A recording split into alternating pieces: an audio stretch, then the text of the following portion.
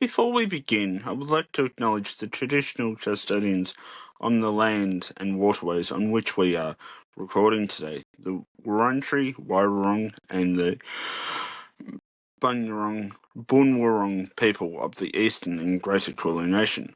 We pay our deepest respect to their elders, past and present, and we extend that respect to all First Nations peoples engaged with their storytelling. And we also recognise and honour their sovereignty was never ceded. We acknowledge their enduring and unbroken connection and contributions to country, lands, waterways, sky, culture and communities. We stand with them in their ongoing calls for truth-telling, treaty, sovereignty, justice, land rights and reconciliation. This was and always will be Aboriginal land. Before we begin, quick heads up. In today's episode contains mentions of accidents, animal deaths and other tragedies associated with large public events. So if this is not the right time for you, first of all, naturally, of course, your well-being comes first. So please feel free to pause, skip or choose one of our lighter episodes. And yet, if you do choose to go with this episode, as always, please listen and watch with care. The Royal Melbourne show. It's more than just a show. It's more than just showbags, Ferris, floss and, of course, the dodgems.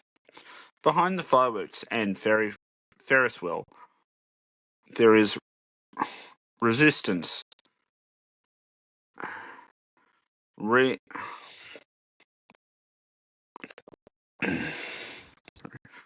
reinvention, and of course, sometimes heartbreak at the same time.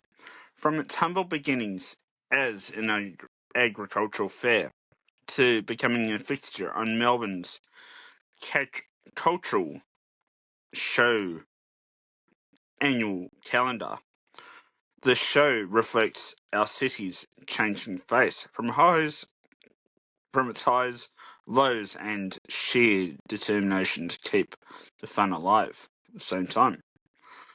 Welcome to Down the Yarra, the podcast that takes you on a deep dive into the heart and soul of Melbourne and South Central Victoria. Whether you're a local or just curious, this podcast is for you. I'm your host, Andy. Today we're stepping through the gates of the showgrounds for a very special Royal Melbourne Show episode. The Royal Melbourne Show began in 1848, originally as an agricultural display, organised by the newly formed National Agricultural Society of Victoria. Its primary focus was designed to showcase livestock, produce and farm innovations.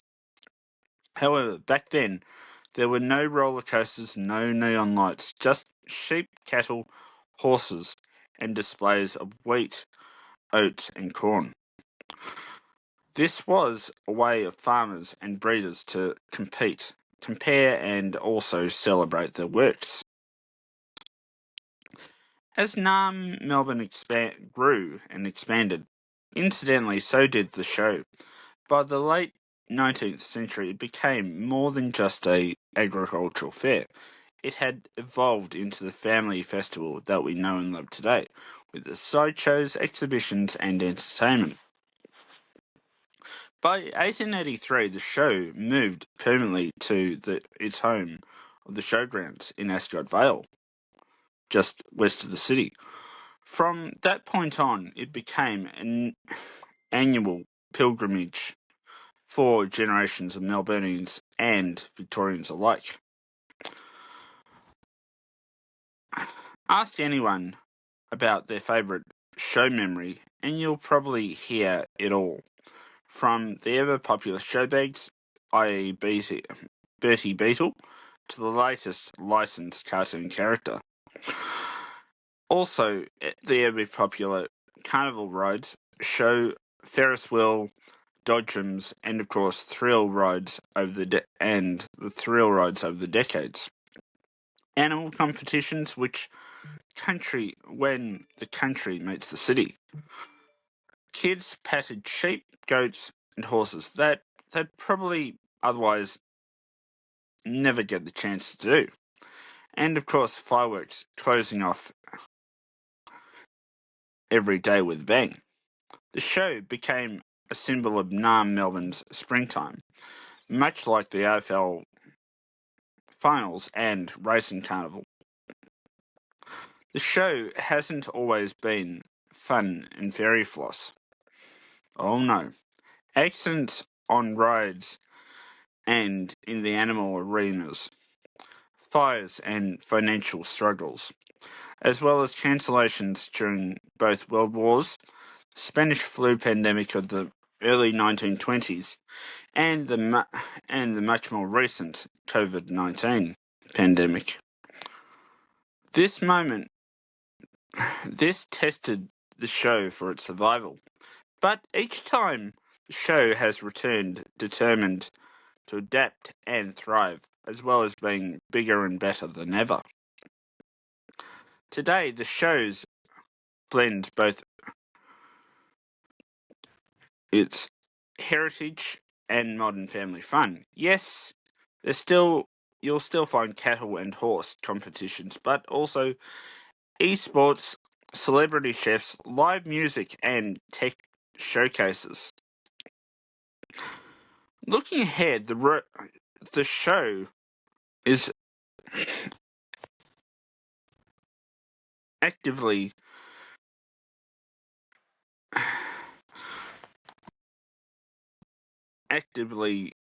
showcasing sustainability, reducing waste, and in the case of Victoria's future industries alongside the traditional farming routes.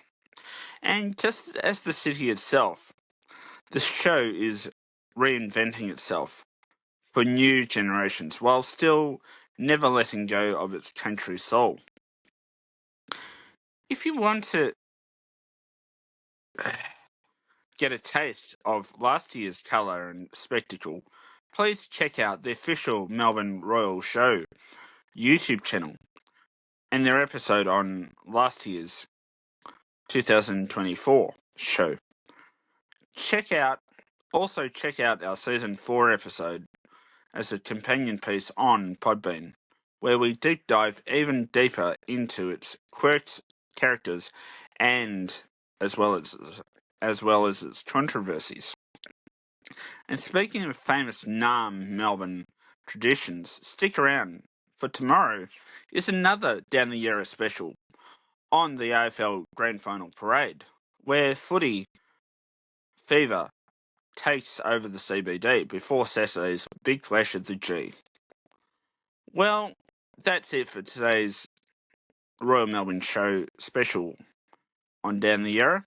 If you've enjoyed this trip down Midway, don't forget to please like, comment, share, and subscribe to our YouTube channel. Follow us on Podbean for more companion episodes, and of course, keep up with us across our socials. Well, until next time, I'm your host, Andy, and enjoy the show.